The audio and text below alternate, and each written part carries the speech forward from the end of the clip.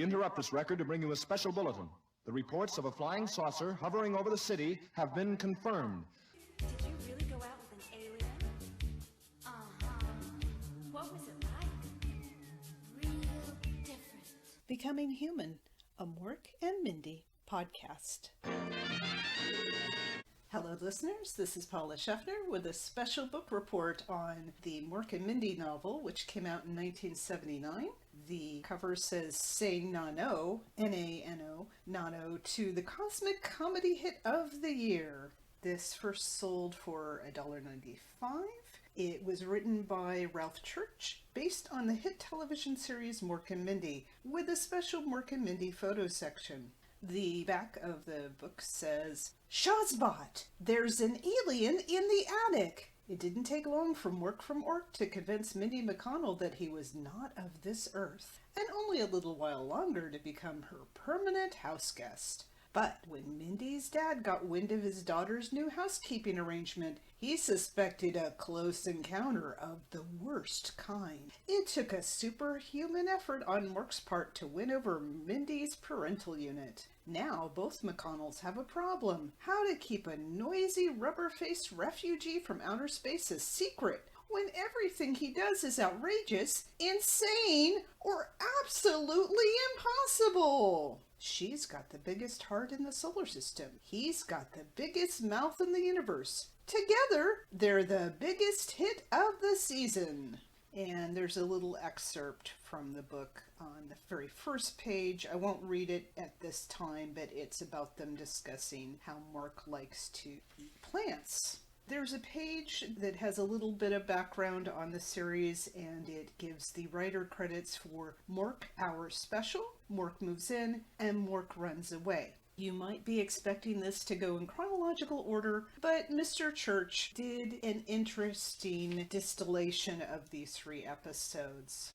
The first sentence is, it had started like any other day on the planet Ork, only today Mork had been sent a special request to appear before the White Desk.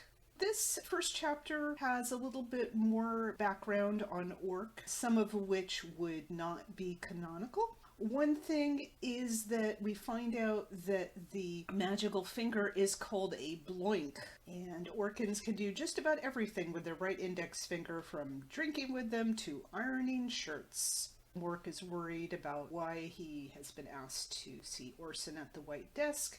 Orson is described as a fat shadow. We find out that, at least in this version, Orkian, with an I, is the adjective form, while Orkin is the noun form. Mork's laugh is described as a duck in pain. Get a little bit of Orson's perspective in this chapter, and it says that he liked Mork, he just wasn't the same as other Orkans. It says that showing fear is considered a misdemeanor. Nimnals is an archaic Orkian insult for which there is no penalty, although the desire to insult is against the law. Chapter 2 starts out on Earth in Boulder, Colorado, USA. It was spring and a beautiful night. Mindy's date bill is described as a good-looking blonde, 22 years old, with light blue eyes and full lips. Some girls thought he was real cute, but Mindy wasn't sure of his chin. It was a little weak, and her grandmother always said you couldn't trust weak-chin men. Mindy has long, straight, shining brown hair, clear, honest eyes, doesn't mention the color, and a lean figure that Orkans used to call a real binzel. Bill tries some poetry on Mindy, but eventually he reaches for her leg and shoves his face at her and tries to kiss her passionately. So much for poetry. It says that Bill went wild and he wouldn't take no for an answer. He also says, "You love it. I read you like a book." And the struggle continued. Meanwhile, Mork's egg lands and it opens, and Mork comes out stretching like a newborn chick. But Mindy and Bill were still going at it.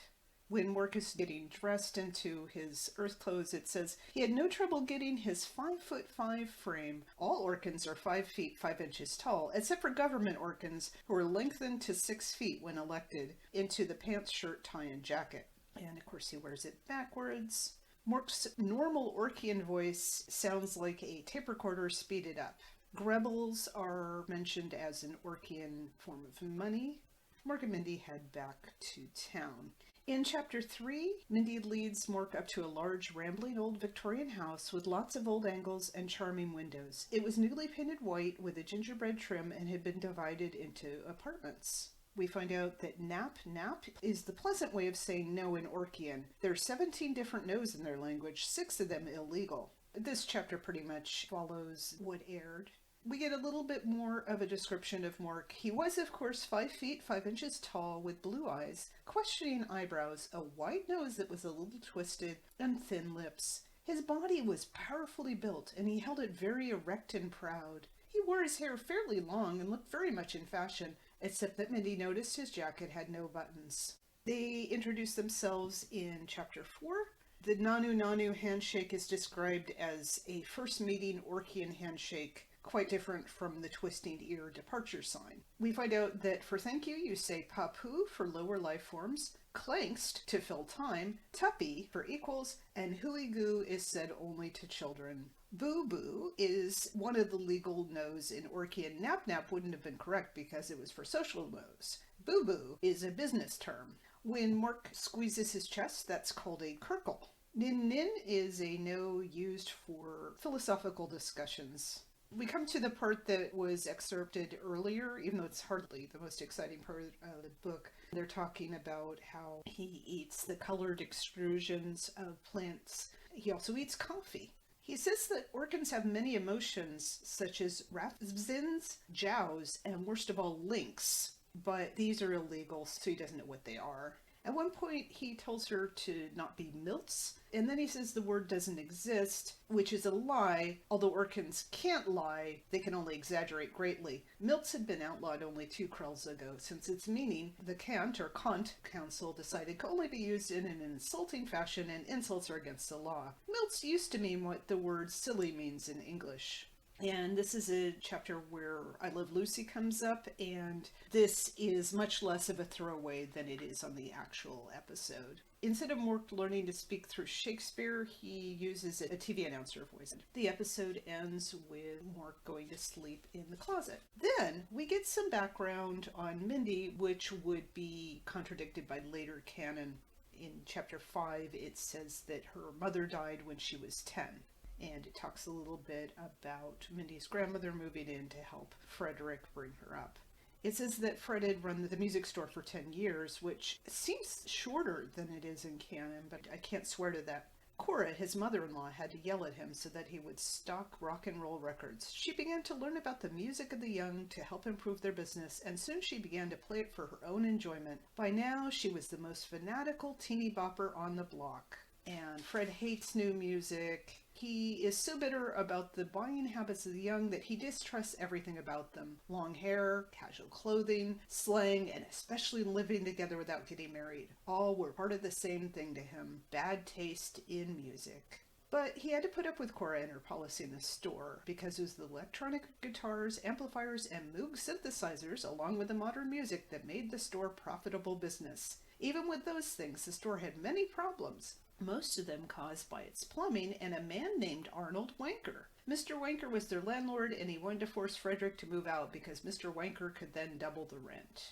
I was surprised that that came up, although they don't deal with that specific episode. I thought it was nice that they brought in something from a later episode as background. I'll just mention now, this writing style is really weird and stilted. At first, I thought it was just he's trying to sound like an Orcan, but even in the scenes that are about the Earthlings, it just has really weird phrasing. I don't know if it's because it's written for children, but it's not really a child-friendly voice or tone or phrasing. There's just some odd sentences tripping up. I would love to read this whole thing aloud, but it would take hours. So I'm just trying to hit the highlights. This chapter has Fred and Cora arguing pretty much like they did in the pilot episode. Although it does have Fred say something about the memory of Mindy's mother, which is the reason why he tolerates Cora. And that doesn't come up on the episodes. I actually thought that was a nice little detail. There's quite a bit in this book of filler. Maybe Simon & Schuster had a minimum page requirement, but there's a whole bunch of stuff here that doesn't really add anything to the story. So we've got this thing of Mork waiting for Mindy, and she told him to stay right there, so of course he's standing still, and then people look at him weird and he doesn't understand why. Somebody says, he's better at this than the Queen's guards. I swear he hasn't blinked once.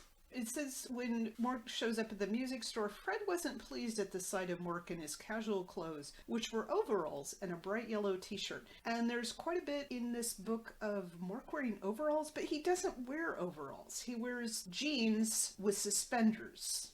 And there's a point where Mindy says, oh God, I don't know what I'm going to do about you. So Mork wonders who God is, and Mindy says she doesn't have time to explain about God now. So Mork says, I'm just surprised that they're invisible earthlings. So that was an odd mention of religion. At the end of this chapter, Mork thought Earth was an odd place. Most of the time what humans said wasn't what they meant. But Mork put that down to the fact that as a primitive people, they had no illegal words, which of course is not true. Illegal words were the key to Orkian social progress. Mork decided that until that development occurred, things were probably as uncertain on Ork as they are on Earth. In chapter 6, Mork goes back to the apartment following Mindy's strict instructions. There's a mention of Ephred, which is a trance where you relive a past experience. Then Mork has the flashback that takes up the middle third of the pilot. And instead of this being in the context of him recalling it for Mindy, although that does happen later in the book, it just goes right into him having the flashback on his own.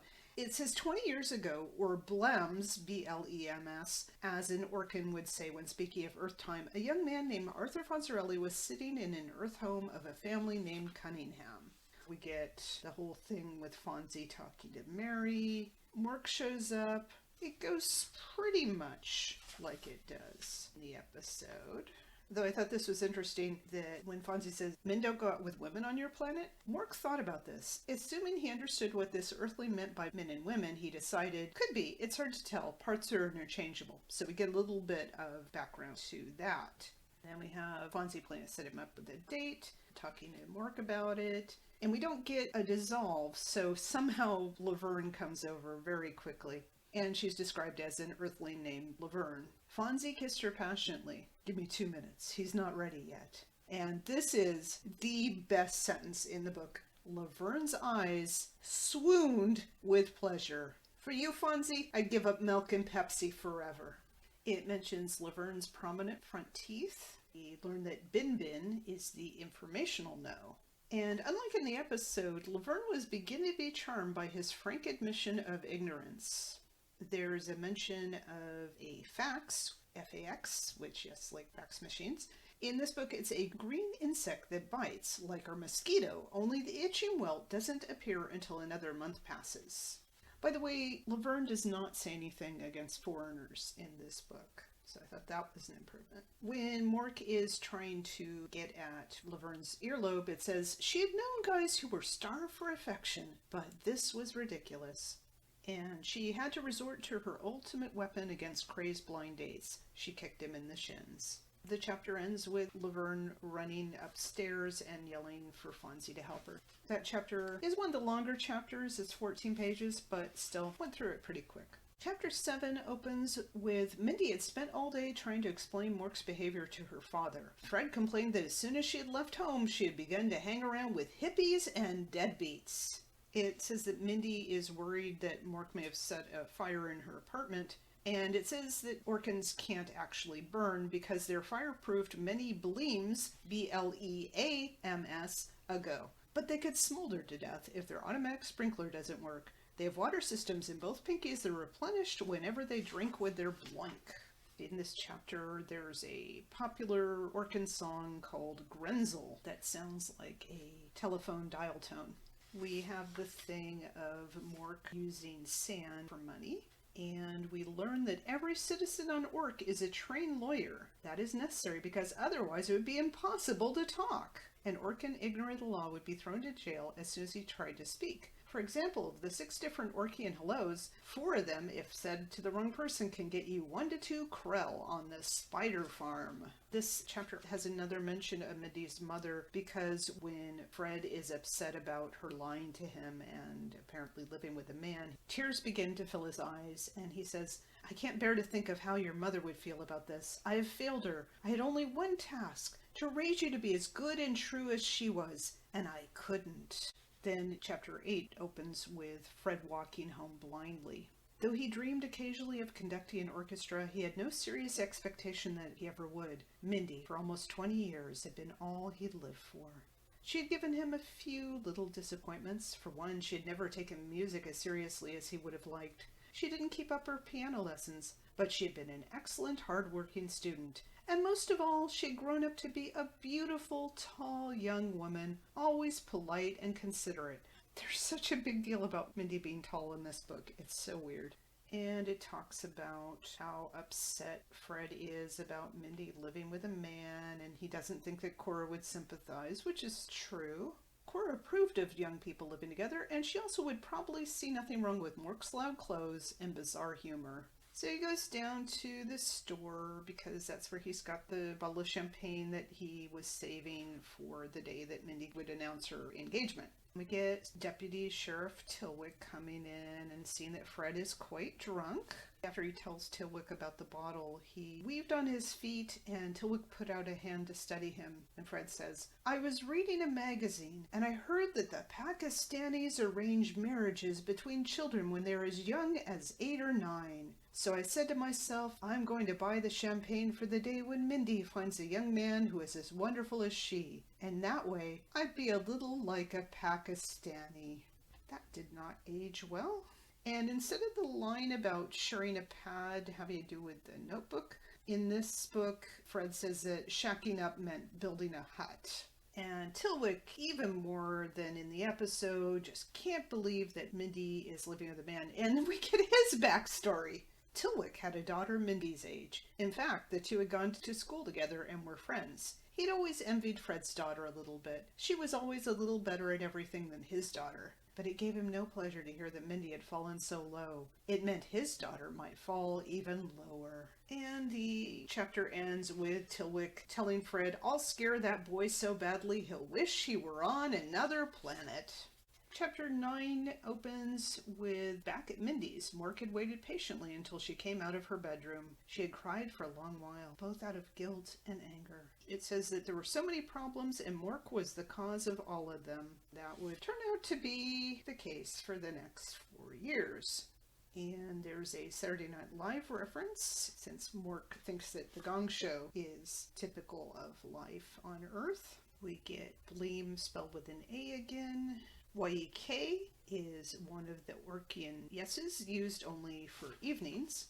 It says that Mindy was disappointed at first to learn that she wasn't the first human to have met an Orkin, but she realized while listening to Mork's account of his visit with the Fawns and Laverne that they had been unable to deal with Mork as well as she had. That cheered her up considerably, because up until then she thought she had made a mess of it. Which, is kind of unfair to Laverne, because she didn't even know that Mork was an alien. Mindy serves Mork spaghetti, even though we had earlier heard that he eats plants and coffee. Although Mork saw a commercial for dishwashing liquid, he's surprised that Mindy has to wash the dishes by hand, and he says, "I cannot bear to see you humbled in this manner. Not since the 5th Krell have any Orkans slaved as you slave. Step away from the sink." And then he uses his blank to do the dishes. Mork says that he's suffering from egg lag because on his planet right now it's 20 million years ago. And Mork realizes that Earthlings actually sleep flat, that is, horizontally, like on the television programs. Until meeting Mindy, Mork had thought television was a fantasy world that had little to do with real life. Apparently it was grimly realistic. It describes the attic as too low to stand in, which is not what we would see. It was dark, piled with odd-shaped objects, the rafters full of spider webs, the whole place giving off the feeling that something awful might be hiding there. To Mork, however, the place was pleasant, warm, cozy, just like home. And that was because Ork was just like Mindy's attic, or pretty close. Spiders are like houseplants here on Earth, And because all of Ork's 6 sons are quite far away from the planet, it is very dark there. Also, dust is considered a mark of tradition since it shows that an Orkan's possessions have been around for a long time. Also, it's considered amusing there to slide across especially dusty floors. So, Mork very much likes the attic, and he says that it's real kukla, which I assume is like Kukla, Fran, and Ollie, but in this book it's a slang word that is currently under review by the Kant Council. The question is whether a word that in English would mean groovy is emotional or not. It has in its favor that it can be used as a compliment, and that makes it a close decision for the council. Mindy tells Mork that people don't live in attics, they're just storage places where you put things that are cluttering up your life. Mork, without any self-pity, said, "You mean like this comforter? And me?" He hugged the moose head and looked openly with his clear blue eyes at her. Of course, Mork had not meant this as an emotional plea, but it felt like one to Mindy. She felt so bad for Mork. "You're not cluttering up my life," she said sweetly. She thought about Mork's suggestion. Everything was crazy with him, so the attic probably would be a good home for him. The chapter ends with Mindy saying that her father is really a very sweet man. He would never do anything drastic or harmful, and she'll talk to him tomorrow. Chapter 10 opens with Mork not having an easy time sleeping on the couch because Mindy wouldn't let him sleep in the attic until she vacuums it. And he's horrified at the thought of all those lovely spiders being sucked to death, their little bodies pulled into pieces. So that kept him awake.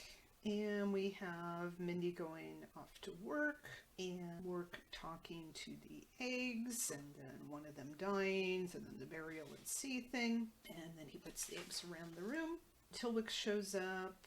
Things are pretty much like they are on screen, although we get Tilwick's thought that Mork is so zonked out by drugs that he can't understand the simplest thing. Tilwick despairs for the nation's young. Also, Tilwick would have liked to bust this wise guy on the head. He says, "Don't pull that intellectual stuff on me. I couldn't go to college because I was too busy keeping things safe for lazy punks like you." When Mork wonders if Tilwick is from Space Patrol, Tilwick decides that maybe this guy isn't on drugs. Maybe this guy is a fruit, which is odd because that was a slur against homosexuals, and that seems off. Like a fruit cake would have made more sense if he just thought that Mork was crazy. A bit later, Tilwick was getting quite scared. He had never really met anyone as nutty as this. Tilwick knew that either this kid was on a very powerful drug or he was as crazy as a person could be. He pulls out his gun, which I don't think he does in the episode. I don't remember. And then there's a thing of him calling the sheriff's office and talking to somebody named Billy, who's the sheriff. He describes Mork as being in his early 20s and a real grapefruit, which I've never heard as an insult. It has him talking about how he wants this guy committed. Billy says if Mork has drugs, then Tilwick can bring him in. Tilwick looked at Mork. He's probably got at least one stick of marijuana, he told himself. He frisks Mork and eventually puts the handcuffs on him. He tells Billy he doesn't have drugs, but he also doesn't have anything. No identification, no money. I'm going to bring him in on a vagrancy or a John Doe charge, and then you can judge for yourself what a nut he is. I hope you know what you're doing, Tilwick. I do, he said, and hung up firmly. That Billy has no spirit, he thought. Okay, fella, now you come along nice and quietly. So much backstory here. Chapter 11 opens, Mork had been thinking carefully on his way to the police station. Since television was real, then he knew what was happening. He was being taken to see that bald-headed man in New York, or the one with flat hair in Hawaii. So, Hawaii Five-0 and Kojak referenced. And then also, there's a reference to Policewoman and Perry Mason and Ironside. And it says the reason why Mork didn't break free is because Orkian respect for other life is limitless, and so he didn't want to hurt Tilwick. Bleem with an A again. Mork is put in the jail, which is also the sheriff's office, and the sheriff thinks that Mork looks harmless enough. The sheriff was in his early 60s with a full head of white hair and watery brown eyes that look long and slowly at people. I don't think we even have the sheriff in the episode. But at least it doesn't go into his family life and all that. The sheriff and Tilwick talk to Mork, who says he's from Ork. They talk about his identification, and he's going to be held on a John Doe. The sheriff says curtly, "Tilwick, I know the procedure. I've only been doing this for 35 years. You go ahead with that and we'll get Dr. Litney in here to examine him. If he okays it, then we'll have a Sandy hearing, and they'll decide if he goes to a fruit farm." And of course we would see Dr. Litney in the episode, but yes, there's backstory about Dr. Litney. And Mork is of course confused. He likes the jail cell, even though it's not nearly as pleasant as Mindy's attic, but it's not horribly bright and dustless like other Earth places.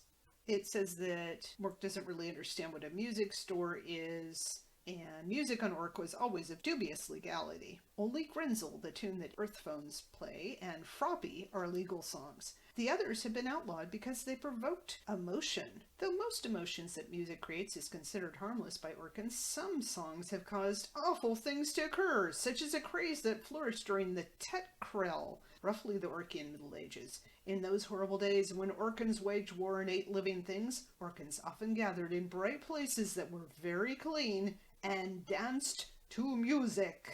Until this morning, Mork would never have believed Mindy was capable of such a thing. But it is true that when he discovered that morning that she was capable of freezing spacemen, or eggs, his faith in her had been shaken. And then we get a bunch of the black and white photos. So there's Mork, Mindy, and some scenes from the pilot. Scenes from other episodes. I'm not sure which ones. I like the caption, "Mork loves Earth television." And it looks like Pam Dauber and Robin Williams are laughing at something the director said, kind of looking off screen. Chapter 12 begins. Mindy had spent most of the morning trying to get her father alone, but Fred had several lessons to teach, which is odd because Cora does most of the music lessons, as far as I can tell. Fred looked terrible. His eyes were bloodshot, and he walked as if the room were a boat in a stormy sea. Mindy figures out that he's got a hangover, and he says, "Leave me alone. Isn't it enough that you've broken my heart?" Cora had been selling on the other side of the store. "Now, this is the perfect axe for your band. No distortion and lots of volume. In fact, you can't turn it all the way up or you'll bust every zit in the place." But her customers, two long-haired teenagers, had only listened for as long as they did because they're amazed that this woman in her 60s knew so much about rock music. When Fred asks if Cora approves of her living with a man, Cora says no, but she envies it. She says this is a new world for women. It's not like the old days when if they behave for a minute for their pleasure, everyone stoned them to death. Mindy is trying to convince Fred that she's still his little girl. And he says, "Even if he were president of the United States, I wouldn't approve of your living with him." And Tilwick comes in and he glances at Mindy nervously. He knew that Mindy couldn't be in love with that lunatic, and he had decided that she was merely being kind by giving him somewhere to stay. After all, he had a daughter. He knew how much girls like to take in every stray. He had lived with a house full of animals his daughter rescued from the cold, cruel outdoors. Tilwick knew that Mindy would be furious with him for trying to get more committed to a mental clinic. He tries to talk to Fred, and of course Mindy overhears and gets upset. Fred defends himself by saying that he was drunk, which is not much of an excuse. We find out that this had sure been a confusing day for Tilwick. He still hadn't gotten to bed for one thing, and I don't know why, but okay. Mindy had succeeded in making him feel like a villain, and during the drive to the jail, he found himself planning ways to convince the Sandy hearing that Mork wasn't crazy. Tilwick takes the McConnells to the jail and introduces them to Deputy. Reluctantly, they let Mindy see Mork, and she explains about the eggs so that he feels better about her. And for some reason, she wants him to pretend to be from New York City, and he doesn't really understand this. He says Yug, which is the daytime Orkian yes. It says that Orkans are afraid of crowds. The record attendance for the Kirkle Bowl, the most important athletic event of the year on Ork, is 21 Orkans. It was called an unruly mob by their one sports writer. Shazbot, he said, the only legal Orkian swear word legal because it has no meaning. Mindy is explaining to him what can happen, and he refers to her as Mindy Earthling, which is one of the more annoying aspects of the book. Why Mork can't simply call her Mindy, I don't know. So Mindy's time is up. She hopes that he'll be able to meet with a psychiatrist, and she hopes that things will go okay. Chapter 13 opens with, after Mindy left, Mork thought carefully about what she had said. She had certainly worried him. He had no idea that humans would react that way to discovering that he was from another planet. For Orkans, people from other planets is as common an event as people from other states are in America.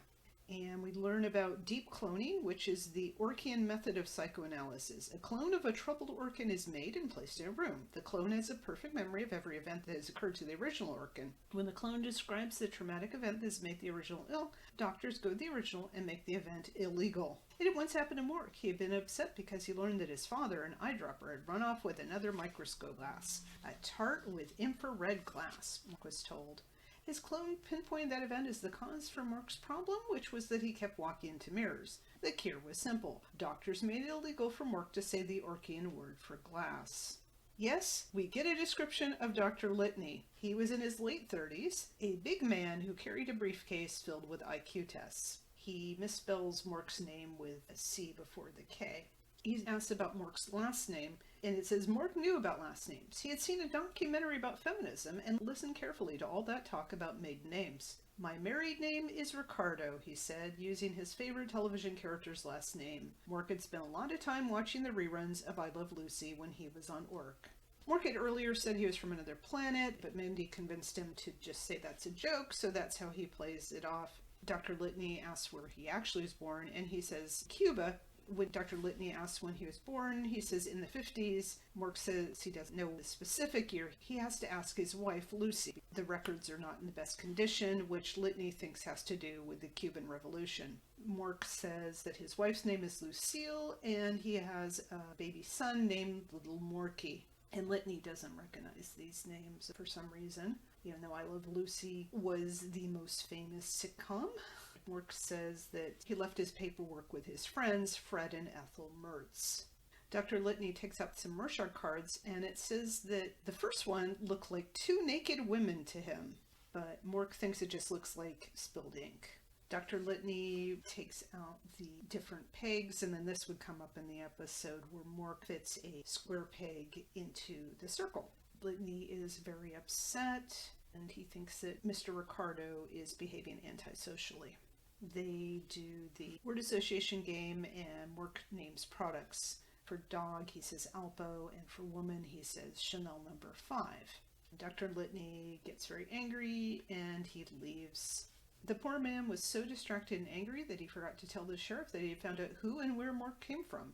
He merely said, "I'm recommending we have the hearing. You'd better find him a lawyer." The poor kid, the sheriff thought. He picked up the phone and spoke with the district attorney's office. Chapter 14 opens a few hours later while Mork was being served his dinner, which he ate like a normal human being.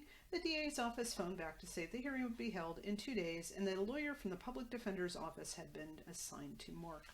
This book is 22 chapters. It pretty much was going along with the pilot, roughly in that order, with the exception of the Fonzie and Laverne flashback. But once we have the McConnells visiting Mork in jail, the timeline gets really screwy. And so we have this whole thing of Mork ends up being released into Mindy's custody.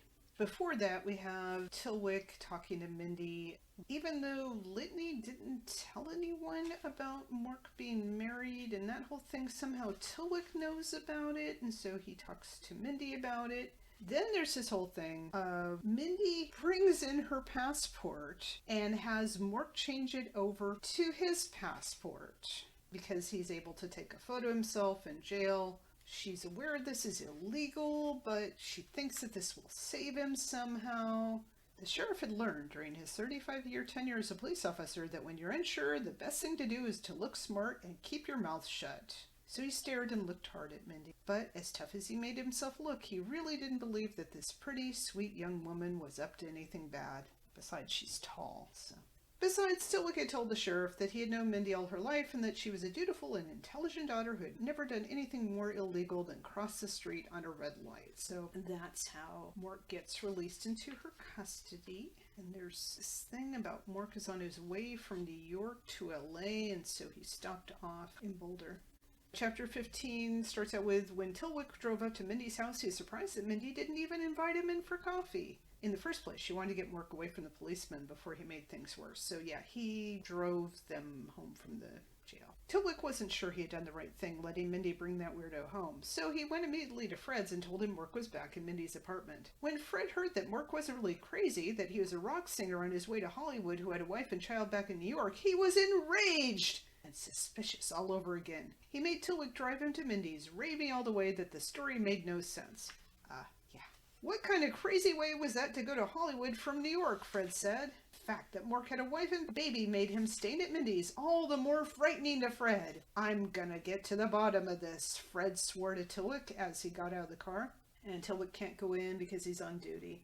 So Fred goes in and he yells. He wants the plain unvarnished truth of what Mork and Mindy were doing last night, and Mork says they were sleeping. He doesn't say sleeping together, but Fred couldn't believe Mork was being so brazen. Don't you have the decency even to lie? There's a reference to the time that Mindy and Bonnie Tilwick drank a bottle of wine when they were 7, and Mindy came and confessed right away.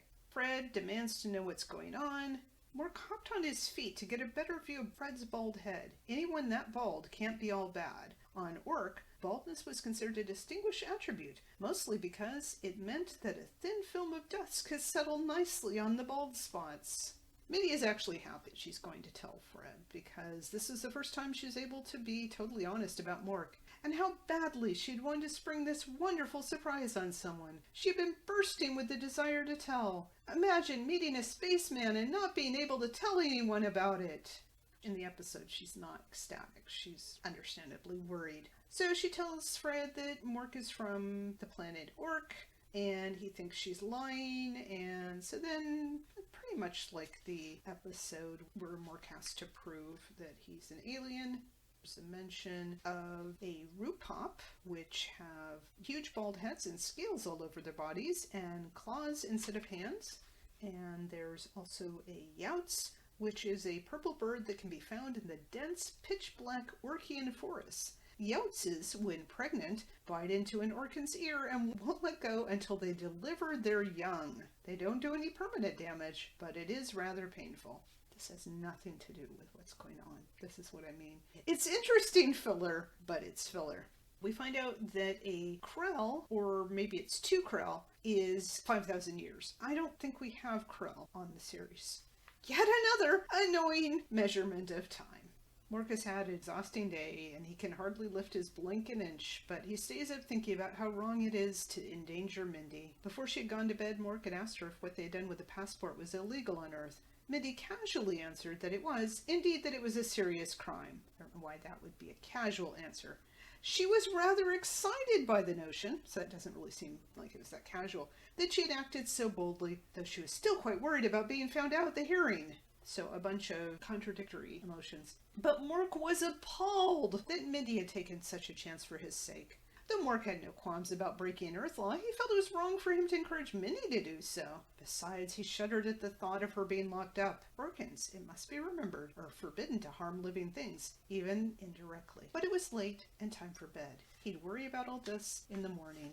I'm gonna go even more off the timeline. In chapter 16, Mork woke up the next day after dreaming about his life as an Orkling and how Mindy would have loved it. And then he thought of Mindy and realized he was the cause of her troubles. He found a piece of paper and wrote her a note. Mindy, I know you're willing to go on trying to help me, but I cannot allow you to harm yourself by breaking Earth laws, primitive though they may be. Do not worry about me. I've learned enough from you to be able to act like a real Earthling. Perhaps when the Smokies are no longer interested in me, I will return. Nano, Nano. Then he puts on the pillow, packs up his belongings, and leaves the apartment. As he left the apartment carrying his suitcase, a small black boy, about 10 years old, began to follow him. He was carrying school books and was dressed very much like Mork, in overalls and a t-shirt, except that he also wore a blue cap over his eyes. He starts talking to Mork and guesses that he's a friend of Mindy's, and he asks if this boy's a munchkin, remembering such creatures from an Earth program. And the kid says, "No, I'm a brother," as in an African American. So Mork, of course, thinks that this is somehow Mindy's brother that she's never mentioned. Eugene is amused and thinks that Mork is Mindy's boyfriend. He says, "Mindy's a foxy chick. She's on the charts as #1 if you ask me." Eugene, finding Mindy cute, never comes up on the series. The boy says, "My name's Eugene. Pretty square, right? You can call me Gene."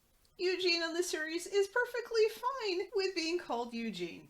And Eugene thinks Mork is a funny name and wonders if it's Jewish. Mork is confused by Eugene and guesses that he's speaking French or one of the dead languages that he's not equipped to translate. Eugene stares into Mork's eyes, and then Eugene pulls at the skin under Mork's eyes and gets on his tiptoes to see better. He says, "Well, they ain't bloodshot. Man, I don't know what you're on, but it's strong stuff." And Eugene teaches him how to give him 5 and says that Mork is a hip dude and he's sorry that he and Mindy are splitting up. And then he says he takes lessons from her grandmother. Then they go into the conversation from Mork runs away about where Eugene would go on a vacation, and so then this all leads up to the Flophouse discussion, and then Eugene has to go off to school. Chapter 17 opens with Gene had directed Mork through the business district, and Mork reached it during rush hour. All those cars and people frighten Mork a bit. Orcans dislike crowds, which to them is any group larger than 5 persons. So we get another thing about crowds. It mentions how dogs worship dog leaders, which are red fire hydrants, and he tries to speak various languages to fire hydrants, including Swahili. And then Mork tries to talk to the dog. Skid Row is described as full of drunks and bums and shady characters who use the area to hide stolen goods or beat up people with whom they were displeased. Many buildings were deserted, the windows boarded up, or sometimes just with a few pieces of jagged, broken glass left in them, or sometimes just wide open and empty. There were storefronts with nothing in them except one lone chair, and there were small grocery stores whose shelves were half empty. The only clean establishment was a liquor store. The streets were filthy, the gutters littered with broken bottles and paper. Oh, Mork thought, what a pretty residential area. Indeed, it bore some resemblance to the most exclusive section of Ork's capital, the city of Cork. So Mork wanders around trying to find a flop house, and then he ends up at the Friends of Venus headquarters. Exidor is described as a man in a long white robe with a few food stains, and he's standing in front of a cot speaking to no one. So then we have Exidor talking to his invisible followers. This part is pretty close to what aired. It says that Venusians are called Moglians by Orcans, and they look almost exactly like the human species called the dog. So I mentioned in a recent episode that there was a thing about Venusians being like dogs, so maybe that is fairly consistent. Mork says that Venusians walk on all fours and want to be everybody's best friend. Sometimes they get a little rowdy, and they love to bathe at their moons and tip over garbage cans. When Mork tells Exidor that the Venusians are not that advanced, there's the thing that we get on the episode about them inventing a garbage can to tip something over. Exidor reacts quite differently than in the episode. He reaches for a knife and says that Mork has tricked him, and for that he will die. The chapter ends with him moving at Mork, waving his long knife. In chapter 18, Mindy goes straight to the kitchen when she wakes up and calls out to Mork, asks if he wants gladiolas or daisies for breakfast. And she realizes that he's gone, and she's worried, especially because Tilwick is going to drop by around 2 o'clock to check on Mork. She runs down to the store and is very upset, and then Fred remembers that little Eugene takes violin lessons and says that he met Mindy's new boyfriend. Mindy says Eugene hasn't met Mork as far as she knows, so that he must have run into him when Mork was leaving. So then they go down to Eugene's school. The secretary doesn't want to let them in because they can't explain why they want to see Eugene. Then they have to make up a story that Fred lost some sheet music and it may have gotten mixed up with Eugene's schoolwork. So then they get to go into the classroom and get the teacher to let them talk to Eugene outside of class, and Eugene denies knowing anything. He says, "I thought you two split up." Suddenly Gene became bold. "What's wrong with going out with him? He's cool." Eventually they get Eugene to admit that he told him about the flop houses on Mission Street. Mindy kisses Eugene out of gratitude, and he says, "Yuck! Don't tell him I copped a plea." And then Fred drives himself and Mindy down to Mission Street. She's very worried. In chapter 19, it's almost 1 o'clock when they arrive at Mission Street, and Mindy wants to split up, but Fred doesn't want to because he doesn't want her walking alone, even in broad daylight. Although in the episode, Fred doesn't go with her. They find the Friends of Venus headquarters. Mork is standing in front of the cot with Exidor's steak knife in his hands, and Exidor is on his knees at Mork's feet, begging for forgiveness.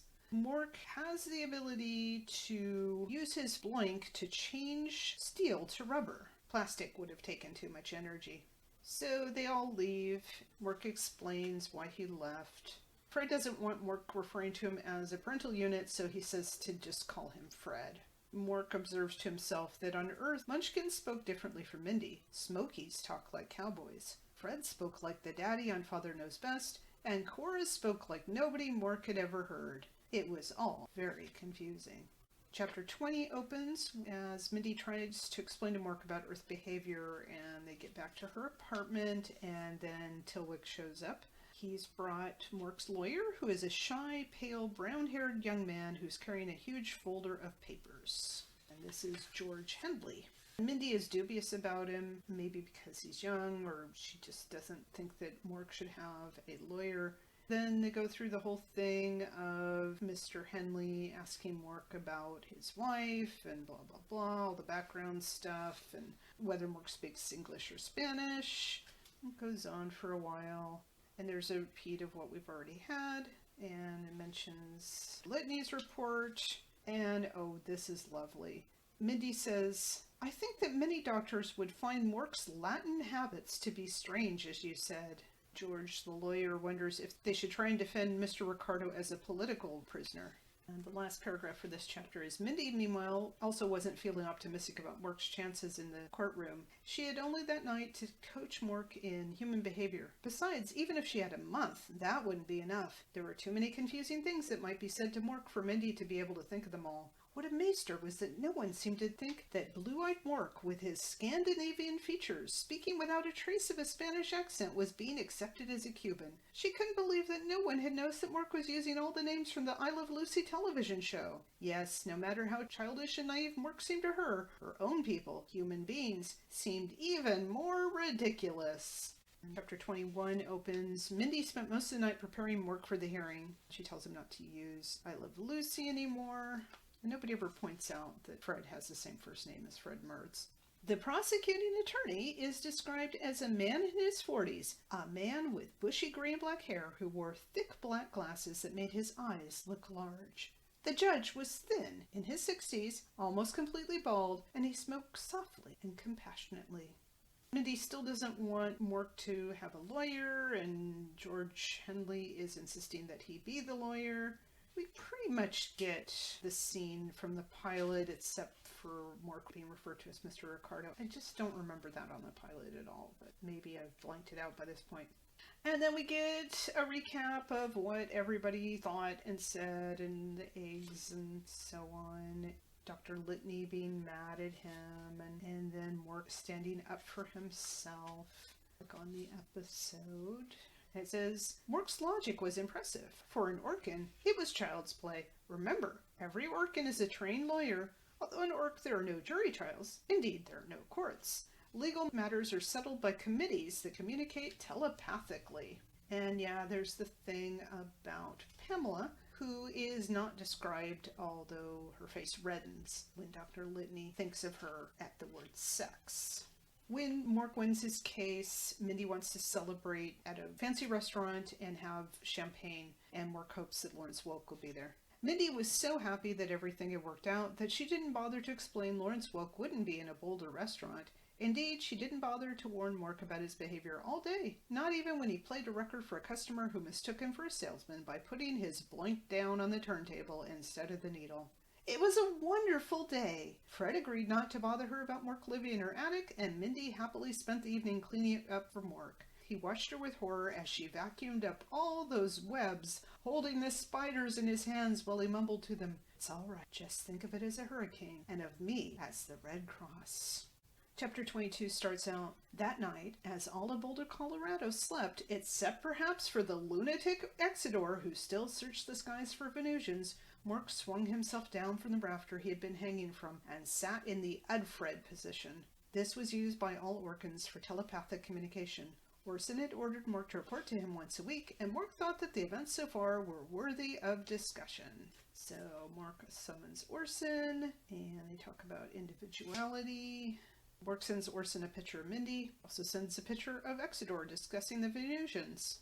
And he says that our theory that the entertainment box is a fantasy world is completely wrong. It is a good guide to ordinary life. And Mork says that there are two diseases that he plans to cure, the common cold and something called Saturday night fever.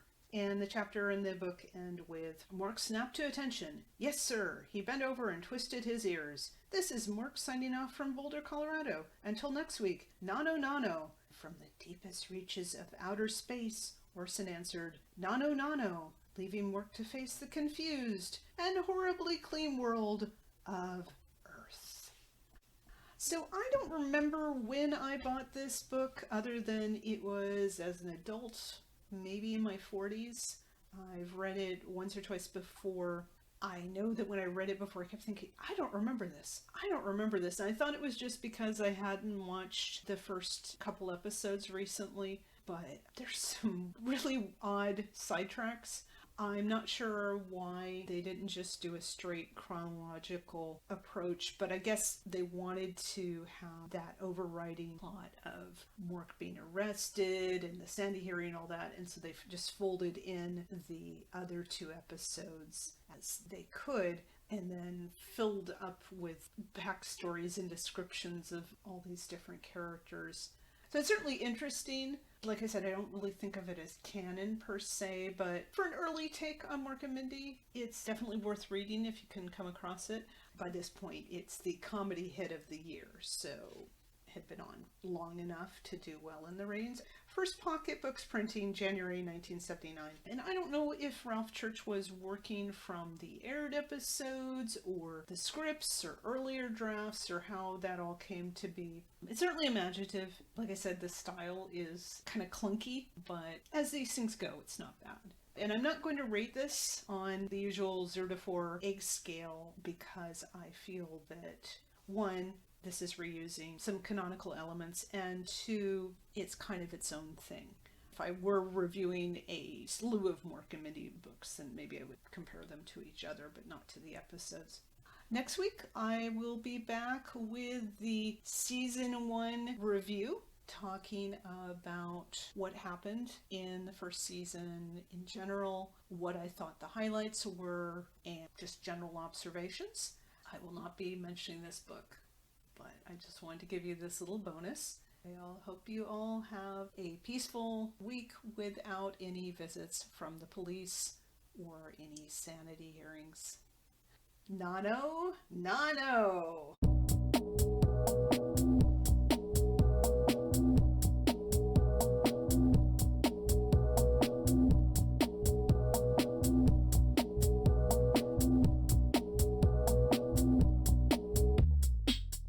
Mork and Mindy, BHMAM and Cindy. I don't mess about,